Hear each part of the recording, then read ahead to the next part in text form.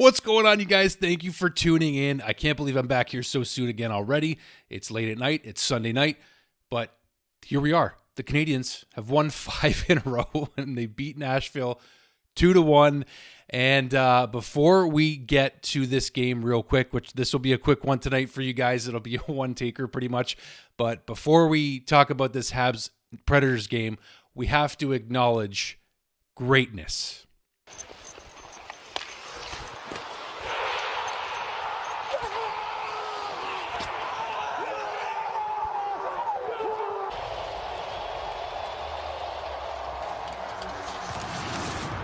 Okay, so we are on the Deke set here, but there is actually something you haven't seen before, and I'm going to show it to you right over here. It's not the Carey Price autographed jersey here. Nope, it's actually a wall of other players where they're actually... Oh, there he is. There he is, the Great Eight himself. Let's give a shout out to the new greatest goal scorer of all time, Mr. Alex, the Great Eight Ovechkin. And I'll tell you a quick little Ovechkin story about the only time I've seen him live. Alex Ovechkin, I'm pretty sure he pointed up to God. I could be wrong, but he was thankful. He was given praise at the end of the game to somebody. So I'm just going to, I'm hoping it was him. But anyways, I've only seen Alex Ovechkin play in person once, and it was the first time that I sat in the lowers in the Reds in the Bell Center, and it was a heck of a game. The Canadiens ended up beating the Capitals that night 5-4. Sergei Kostitsyn, remember the Kostitsyn brothers? Yeah, Sergei Kostitsyn scored the winning goal with like 23 seconds left or something crazy like that, and Alex Ovechkin didn't score a goal that night, but he got an assist on what looked like one of his goals, and I just saw how excited he was. I was sitting right behind the net, actually, for that goal, and just getting a chance to see him. This is 2009, to give you a time frame, but it was pretty amazing to see what would then become now the greatest goal scorer in the history of the NHL, in the history of the game of hockey. It's unbelievable what he's done. So shout out to Alex. And, I got to say it as well, just quickly on Ovechkin. For many years, I was not an Alex Ovechkin fan. I just wasn't. There was something about him I thought was a little bit arrogant. I thought he was too cocky. All the stick celebrations, with like the too hot celebration and how over the top he always was when he scored goals. But then he grew on me years later. And when he grew on me the most was before the Capitals won the Stanley Cup. He had a conversation in person with Wayne Gretzky, whose record he just beat. 894 goals. Ovi now has 895. And he's going to have over 900 to set the new record, in a more concrete place at some point in the next couple of years here. But he talked to Wayne Gretzky, and he wanted to know what was the secret to trying to win the Stanley Cup.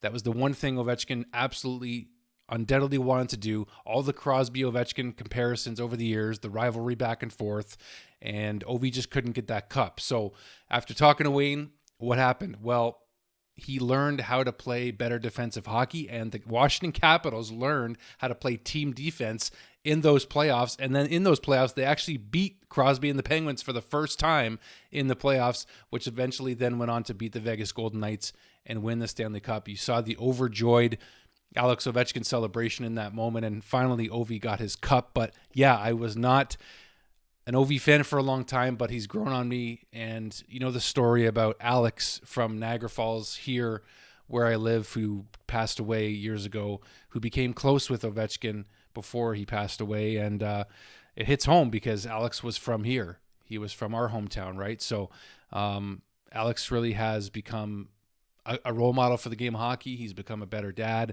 Not a better dad, but he's become a dad and a role model. That was the difference for me. Shout out to the Great Eight. Congratulations. It'd be difficult not to acknowledge that here tonight. So then there's the Montreal Canadiens. And the fact is, if the Canadiens do get into the playoffs here, they may be facing Alex Ovechkin and the Washington Capitals in the first round. I remember 2010 and the Canadiens beating the Capitals when the Capitals won the President's Trophy that year, and the Canadiens it was Mike Camilleri's playoffs. It was a blast, first of all, but they were able to beat out the Capitals and then the Penguins in 2010. You guys remember, or if you don't, I remember very well. I was in college at the time, and it was a blast of a series to watch. But I digress. We get to this game tonight where the Canadiens are on a back-to-back with travel after beating the Philadelphia Flyers last night. They come into Nashville tonight. They take care of business, and they get a goaltender challenge back that they lost in Philly a week and a half ago, if you can remember. And that was a huge, huge challenge to win for the Canadiens. And Patrick Laine getting his 20th goal of the season at 5-on-5. Watch the vision of Lane Hudson on that pass, too. Lane Hudson passing Chris Chelios, I think I saw in French. It was in French, so I know that he is breaking records everywhere, and he's going to win the Calder, and he's going to beat Larry Murphy's record. It's all etched in stone, as we know. I want to talk about Cole Caulfield's goal for a second. If you guys go back and watch the replay if you can, did you notice Cole Caulfield getting the puck, the way he batted the puck down to himself on that goal, a pass from Nick Suzuki, who's got 84 points, who tied Alex Kovalev, speaking of Alex's tonight, who tied Alex Kovalev for 84 points in terms of the last player to have this many points in a season. And now Nick is going to surpass that, as we know. But watch that play back and watch Cole Caulfield hit the puck to himself. They used to call Caulfield Ovi Jr.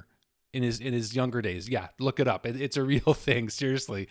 And that goal, to me, that was one of the most impressive self passes I've ever seen. It was just one of the most impressive things I've ever seen from Cole Caulfield. And we've seen a lot of goals from him. He is getting a new career high himself. Every goal that he scores, he's got 36 now. And this was a big time win because let's look at the standings real quick. Montreal is now 6 points up on the New York Rangers for the second wildcard spot. And Detroit is coming to town to Montreal Tuesday. That matchup is also massive for the Canadiens too because of the playoff implications. Now Detroit is tied with the Rangers at 79 points apiece. And right now the Red Wings have a game in hand on the Canadiens. So this matchup Tuesday at the Bell Center is a big one for both teams. And also it's a big one tomorrow night as the Tampa Bay Lightning will play the Rangers. So this is getting crazy, and the Canadiens are doing it. They're doing it. They're getting there, and the Ottawa Senators are very, very close to a playoff spot themselves. But the Canadiens are seriously doing this thing, man, and it's still difficult to believe. It's not done yet. It's not. It's absolutely not. But you can't not believe a little bit more with each win. And this was 5 in a row for the Canadiens tonight. This was a big weekend for them. And now they've got 6 games left to get it done. Surreal. It's been such a blast doing this season. I've been doing more videos lately, as you guys can see, as this momentum builds. And it's late at night. It's Sunday. I got to go. I got to work in the morning. But I just want to say thank you so much. It's been special to do this with you guys. It always has been. I'm always super thankful because I just know that this is a gift. This is a blessing. So I love you guys. Thank you so much for everything. We'll see you on the next one. Go Habs, go. They're doing it.